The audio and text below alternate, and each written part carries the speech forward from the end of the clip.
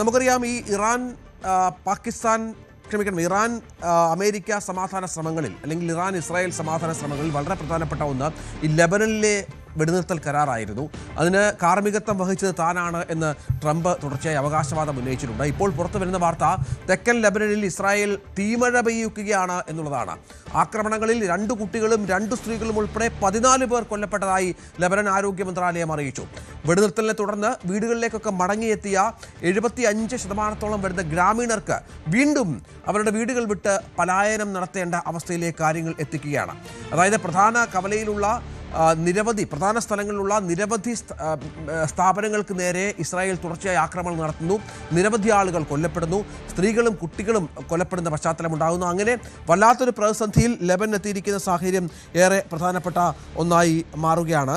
ഇതിനിടയിൽ ഇസ്രായേലിലെ 2 മുൻ പ്രധാനമന്ത്രിമാർ നെതന്യാഹുവിനെതിരെ രംഗത്ത് വന്നിരിക്കുന്നു എന്ന വിവരം കൂടിയുണ്ട്. അത്തരത്തിലുള്ള ചില പ്രതിസന്ധികൾ നെതന്യാഹു ആഭ്യന്തരമായി നേരിടുന്നുണ്ട് എങ്കിൽ പോലും ലെബനൻ വിടാത്ത ഒരു നിലപാടാണ് അജയ് ഇപ്പോൾ ഇസ്രായേലിനുള്ളത്.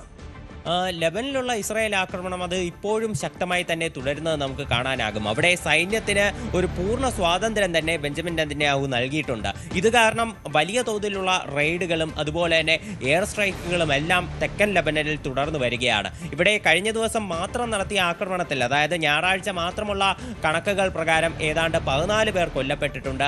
ഇതിൽ 2 കുട്ടികളടക്കം ഉൾപ്പെടുന്നു എന്നതാണ് വിവരമെന്ന് പറയുന്നത്. നേരത്തെ ഈ വെടിനിർത്തൽ 3 ആഴ്ചത്തേക്ക് നീട്ടിയ ഘട്ടത്തിൽ പോലും ഇസ്രായേൽ വ്യക്തമാക്കിയത് ഈ വെടിനിർത്തൽ 100% പൂർണ്ണമാകില്ല എന്നതാണ്. ഈ ഹിസ്ബുള്ളയ്ക്ക് നേരെയുള്ള തങ്ങളുടെ ഓപ്പറേഷൻസ് അത് ഇപ്പോഴും തുടരും എന്നതാണ് ഇസ്രായേൽ പറഞ്ഞു വെച്ചിരുന്നത്.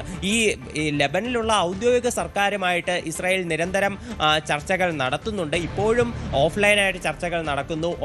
നേരിട്ടുള്ള ചർച്ചകൾ നടന്നിരുന്നത് ഇപ്പോൾ US-ൽ വെച്ചിട്ടാണ്. US-ലുള്ള വൈറ്റ് ഹൗസിൽ വെച്ച് ഇരു രാഷ്ട്രങ്ങളിലെയും അംബാസഡർമാർ കൂടിക്കാഴ്ച നടത്തിയിരുന്നു.